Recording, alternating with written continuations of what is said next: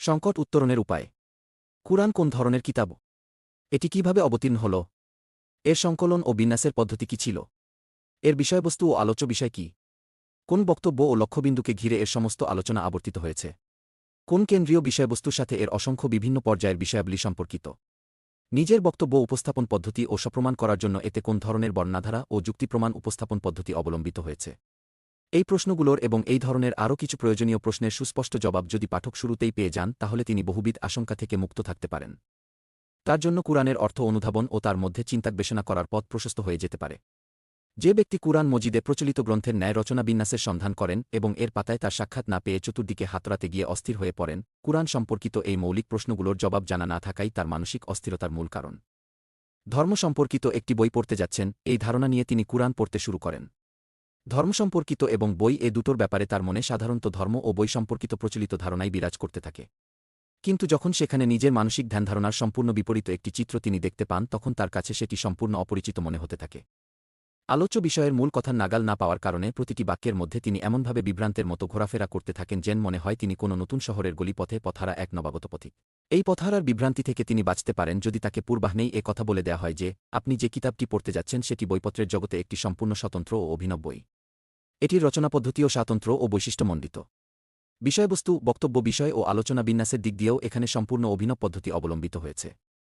কাজেই এতদিন পর্যন্ত নানা ধরনের বইপত্র পড়ে আপনার মনে বই সম্পর্কে যে একটি কাঠামোগত ধারণা গড়ে উঠেছে, এই কিতাবটি বুঝার ব্যাপারে তা আপনার কোনো কাজে লাগবে না। বরং উল্টো এ ব্যাপারে বাধা হয়ে দাঁড়াবে। একে বুঝতে হলে নিজের মনের মধ্যে আগে থেকেই যেসব ধারণা ও কল্পনা বাসা বেঁধে আছে সেগুলোকে সরিয়ে দিতে হবে এবং এই কিতাবের অভিনব বৈশিষ্ট্যকে নিজের মনের মধ্যে গেঁথে নিতে হবে। এ প্রসঙ্গে পাঠককে সর্বপ্রথম মূল কুরআনের সাথে পরিচিত হতে হবে। এর প্রতি তার বিশ্বাস থাকা না থাকার প্রশ্ন এখানে নেই। তবে এ কিতাবকে বুঝতে হলে প্রারম্ভিক সূত্র হিসেবে এ কিতাব নিজে এবং এর উপস্থাপক হযরত মুহাম্মদ সাল্লাল্লাহু আলাইহি ওয়াসাল্লাম যে মূল বিষয় বিবৃত করেছেন তা গ্রহণ করতে হবে। এ মূল বিষয় নিম্নরূপ: ১. সমগ্র বিশ্বজাহানের প্রভু, সৃষ্টিকর্তা, মালিক ও একচ্ছত্র শাসক সর্বশক্তিমান আল্লাহ তার বিশাল সাম্রাজ্যের অংশবিশেষ এ পৃথিবীতে মানুষকে সৃষ্টি করেছেন। তাকে দান করেছেন জানার, বুঝার ও চিন্তা করার ক্ষমতা, ভালো ও মন্দের মধ্যে পার্থক্য করার, নির্বাচন, ইচ্ছা ও সংকল্প করার এবং নিজের ক্ষমতা ব্যবহার করার স্বাধীনতা দান করেছেন।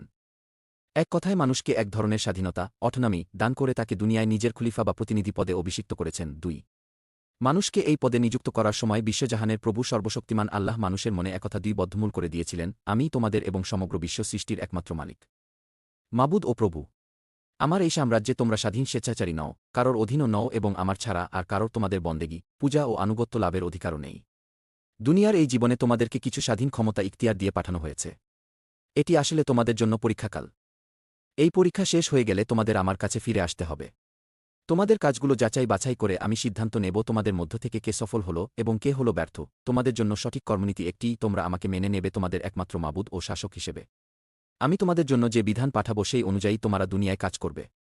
দুনিয়াকে পরীক্ষাগৃহ মনে করে এই চেতনা সহকারে জীবন যাপন করবে যেন আমার আদালতে শেষ বিচারে সফলকাম হওয়াই তোমাদের জীবনের আসল উদ্দেশ্য। বিপরীত পক্ষে এর থেকে ভিন্নতর প্রত্যেকটি কর্মনীতি তোমাদের জন্য ভুল ও বিভ্রান্তিকর।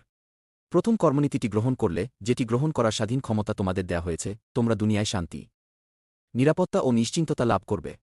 তারপর আমার কাছে ফিরে আসলে আমি তোমাদের দান করব চিরন্তন আরাম ও আনন্দের আবাস জান্নাত। আর দ্বিতীয় কর্মনীতিটি গ্রহণ করলে, যেটি গ্রহণ করার পূর্ণ স্বাধীনতা তোমাদের দেয়া হয়েছে, তোমাদের দুনিয়ায় বিপর্যয় ও অস্থিরতার মুখোমুখি হতে হবে এবং দুনিয়ার জীবন শেষ করে আখেরাতে প্রবেশকালে সেখানে জাহান্নাম নামক চিরন্তন মর্মজ্বালা দুঃখকষ্ট ও বিপদের গভীর গর্ভে তোমরা নিক্ষিপ্ত হবে। ৩. একথা ভালোভাবে বুঝিয়ে দেওয়ার পর বিশ্বজাহানের মালিক সর্বশক্তিমান আল্লাহ মানব জাতিকে পৃথিবীতে বসবাস করার ব্যবস্থা করে দিয়েছেন। মানব জাতির দুই সদস্য আদম ও হাওয়া বিশিষ্ট প্রথম গ্রুপকে তিনি পৃথিবীতে জীবন যাপন করার জন্য বিধান দান করেন। এই বিধান অনুযায়ী তাদের ও তাদের সন্তান সন্ততিদের দুনিয়ার সমস্ত কাজকারবার চালিয়ে যেতে হবে।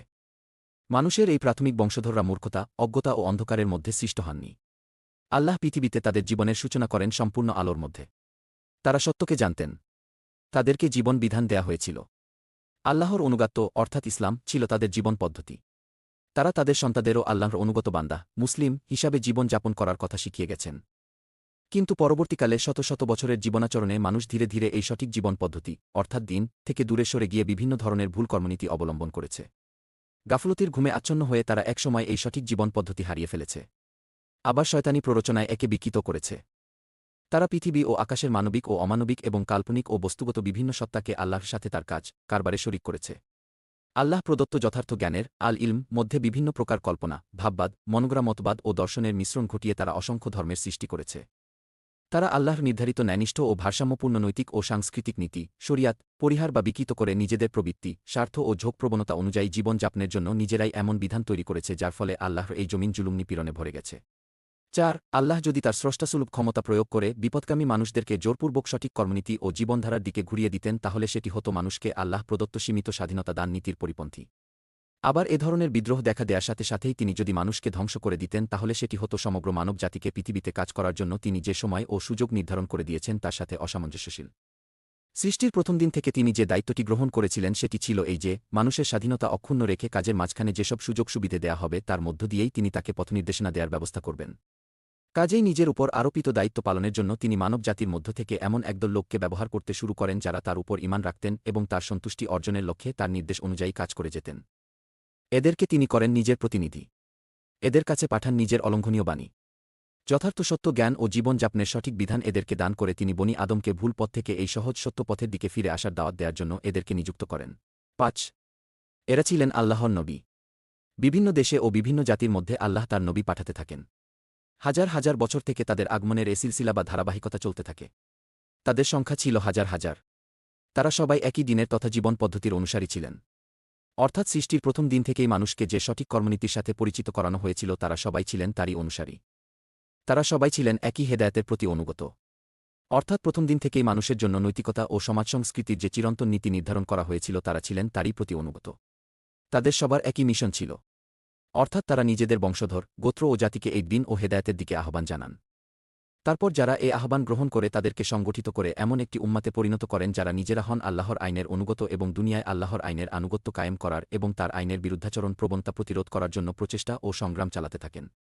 এই নবীগণ প্রত্যেকেই তাদের নিজেদের যুগে অত্যন্ত সুচারুরূপে এ মিশনের দায়িত্ব পালন করেন। কিন্তু সবসময় দেখা গেছে মানব গোষ্ঠীর একটি বিরাট অংশ তাদের দাওয়াত গ্রহণ করতে প্রস্তুতি হয়নি। আর যারা এই দাওয়াত গ্রহণ করে উম্মাতে মুসলিমার অঙ্গীভূত হয় তারাও ধীরে ধীরে নিজেরাই বিকৃতির সাগরে তলিয়ে যেতে থাকে। এমনকি তাদের কোনো উম্মাত আল্লাহ প্রদত্ত হেদায়েতকে একেবারেই হারিয়ে ফেলে। আবার কেউ কেউ আল্লাহর বাণীর সাথে নিজেদের কথার মিশ্রণ ঘটিয়ে এবং তার মধ্যে পরিবর্তন সাধন করে তার চেহারাই বিকৃত করে দেয়। ৬ সবশেষে বিশ্বজাহানের প্রভু সর্বশক্তিমান আল্লাহ আরব দেশে মুহাম্মদ সাল্লাল্লাহু আলাইহি ওয়াসাল্লামকে পাঠান। ইতিপূর্বে বিভিন্ন নবীকে তিনি যে দায়িত্ব দিয়ে দুনিয়ায় পাঠিয়েছিলেন মুহাম্মদ সাল্লাল্লাহু আলাইহি ওয়াসাল্লামের উপরও সেই একই দায়িত্ব অর্পণ করেন। সাধারণ মানুষের সাথে সাথে পূর্বের নবীদের পথভ্রষ্ট উম্মাতদেরকেও তিনি আল্লাহর দ্বীনের দিকে আহ্বান জানান। সবাইকে সঠিক কর্মনীতি ও সঠিক পথ গ্রহণের দাওয়াত দেন। সবার কাছে নতুন করে আল্লাহর হেদায়েত পৌঁছিয়ে দেয়া এবং এই দাওয়াত ও হেদায়েত গ্রহণকারীদেরকে এমন একটি উম্মাতে পরিণত করাই ছিল তার কাজ, যেন একদিকে আল্লাহর হেদায়েতের উপর নিজেদের জীবন ব্যবস্থা প্রতিষ্ঠিত করবে এবং অন্যদিকে সমগ্র দুনিয়ার সংশোধন ও সংস্কার সাধনের জন্য প্রচেষ্টা ও সংগ্রাম চালাবে। এই দাওয়াত ও হেদায়েতের কিতাব হচ্ছে এই কুরআন। মুহাম্মদ সাল্লাল্লাহু আলাইহি ওয়াসাল্লামের উপর আল্লাহ এই কিতাবটি অবতীর্ণ করেন।